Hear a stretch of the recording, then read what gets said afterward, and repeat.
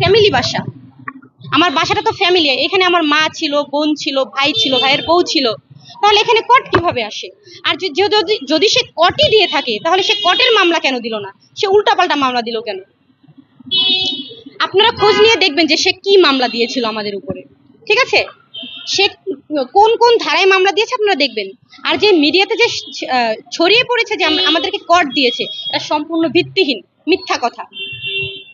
আমার co artist, আমার family বাসায় কি আমার আর্টিস্ট আসতে পারে না? আমার কো আর্টিস্ট, সে আমার কাজিন ধরতে গেলে, সে আমার আমরা একসাথে যেহেতু কাজ করি, ভালো একজন ডান্স পার্টনার, আমরা কাজ করি একসাথে, সেই ক্ষেত্রে সে আমার বাসায় আসতে, আমার তো ফ্যামিলি বাসা, এখানে আমি একা থাকি না যে আমার একা বাসায় এসে আলম ধরছে, এরকম কিছু ছিল না।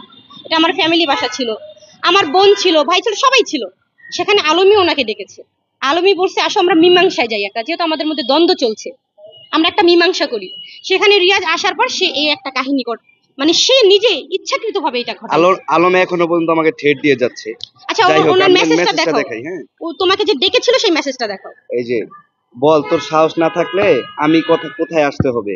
কালায়, এই যে দেখেন, আসতে বলছে, রিয়াজ আসছে। আইফোন গুলাতে একটু উল্টা দেখা যাবে, অ্যান্ড্রয়েড গুলো মনে ঠিক থাকবে, ঠিক আছে? সো রিয়ার সাথে আমি কথা বলি, এটা কি ঠিক হবে? রিয়া বলে আচ্ছা ঠিক আছে, এগুলো আর দরকার নাই, তুমি আসো কথা বলো। আর আলম আমাকে বলছে যে আচ্ছা ঠিক আছে, এরকম এরকম ব্যাপার। পরে আমি আসছি, আসার পরে আলম 10 মিনিট ঠিক ছিল, হঠাৎ করে ফোন দিছে, সাংবাদিক সবারে ডাক দিছে, একটু আড়ালে যায়। পরে যখন আমরা বুঝতে পারি, পরে আস্তে আস্তে আলম সিনকেট করতেছে। এখন আমরা তারপরে লাইভে আইসা, উনি যেহেতু সিনকেট না করে এর জন্য লাইভে আইসা সরাসরি তখনই আমরা জানাই দিছি, যেহেতু আমাদের সবকিছু এখন পাবলিক ফিগার, তো এটা আমাদের জানানো দরকার।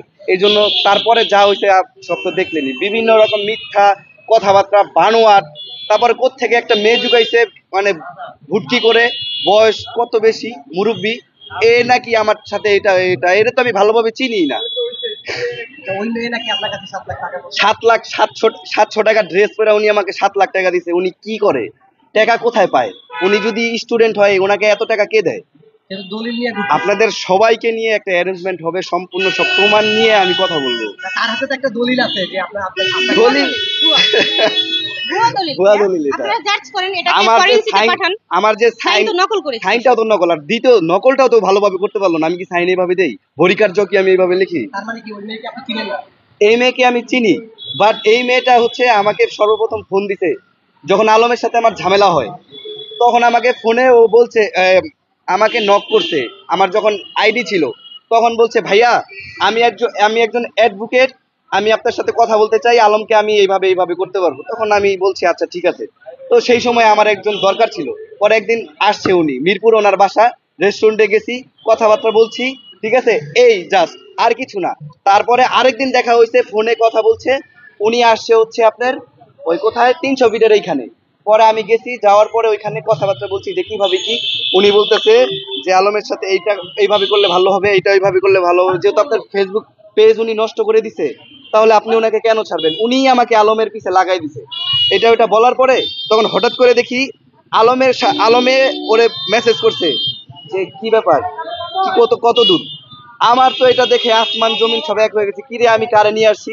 যখন আমি বুঝতে পারছি যে আলমের লোক, ভাড়া করার লোক, তখন আমি ওনাকে ইগনোর করা শুরু করছি। আমি আর কোনো কথাবার্তা বলি না। ওই মেয়ে দাবি করছে যে তার সাথে আপনার ফিজিক্যাল রিলেশন বন্ধ হয়েছে, আপনি কি বলবেন এখন?